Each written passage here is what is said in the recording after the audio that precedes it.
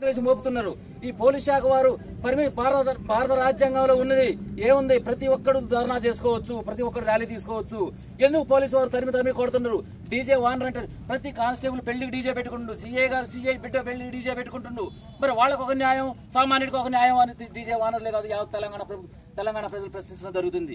ఇలాంటి పరిస్థితుల్లో పక్కన మనతో విడిపోయినటువంటి మన అన్నదమ్ములైనటువంటి ఆంధ్ర రాష్ట్రానికి వెళ్లి వలస పోవాల్సి వస్తుంది.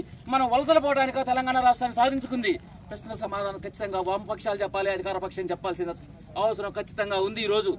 అదేవిధంగా పక్క రాష్ట్రంలో ఉన్నటువంటి ప్రతి పండగ కానీ ప్రతి వ్యవస్థకు కానీ డీజేలు పర్మిషన్లు ఉన్నాయి. ఇక్కడి నుంచి అక్కడి బతకడానికి మనం ఆంధ్ర వాళ్ళని ఎల్లగొట్టింది ఎందుకు? మన నీళ్లు, మన నియామకాలు, మన నిధులు, మన ప్రభుత్వం మనం పాలించుకోవాలి. వాళ్ళేదో మనంతా దోసుకొని పోతారని కట్టినాం.